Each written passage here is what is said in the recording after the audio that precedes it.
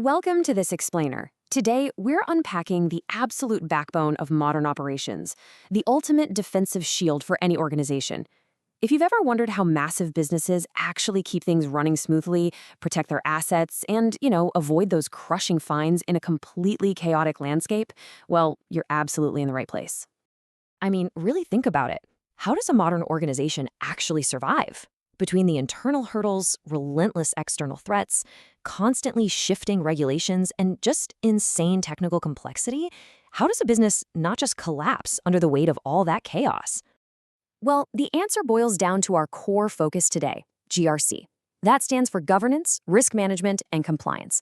And look, I know that sounds like a bunch of corporate buzzwords, but it's really not. It's literally the architectural blueprint for keeping a business intact.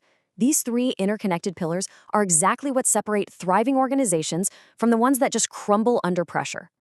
So here's our roadmap for today. We're going to hit governance, risk management, and compliance. And then we'll wrap up by looking at how they all lock together to protect the organization. Let's jump right in. All right, let's start with Section 1, Governance, which is all about strategy and leadership. Think of governance as the central nervous system, or the brain, of the entire operation. It is fundamentally rooted in setting the overarching policies and strategy. Before anyone makes a move or tries to manage a single risk, this brain decides the rules of the game. It ensures that every single moving part of the business is totally aligned with the ultimate end goals. And this strategy always flows from the top down. It establishes clear leadership and direction. But, direction without actual responsibility is pretty much useless, right? So governance also dictates the specific roles, the accountability, and the hardcore security policies that lay out exactly what is and isn't acceptable. Above all else, it builds a massive oversight culture, a culture where doing things the right way is just baked right into everyday operations. Okay, moving on to Section 2, Risk Management. Identify and mitigate. So if governance is the brain, risk management acts as the senses. But how does that strategic brain actually know what incoming threats to look out for?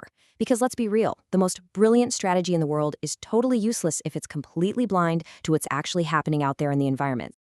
Well, that brings us to the core goal of risk management.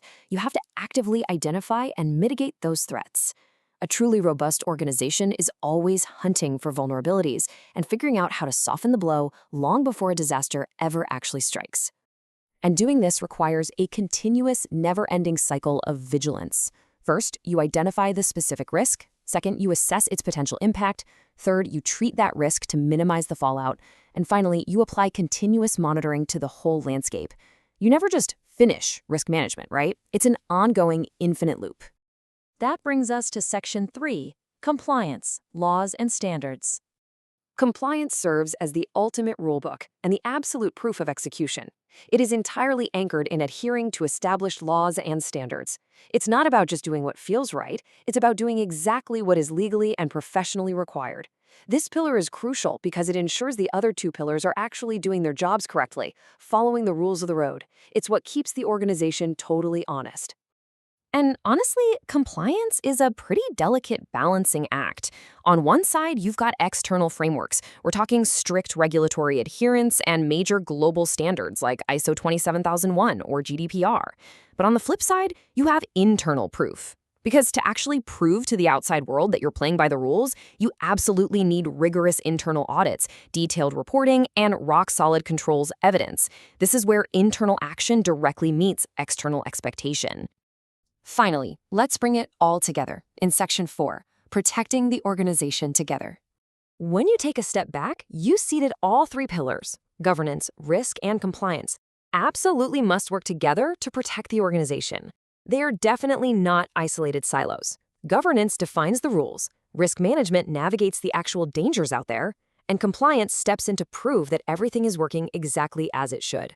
Without strategy, you're just dealing with chaos. Without risk management, you're completely vulnerable. And without compliance, you're looking at a major legal failure. You literally need all three. So I want to leave you with a critical question to ponder about your own operations. If just one pillar of your framework fell, say you lost your governance strategy, or you completely failed to spot a massive risk, or you just straight up ignored a major compliance law, would your organization actually stay standing? Thanks so much for joining me for this explainer, and I'll catch you next time.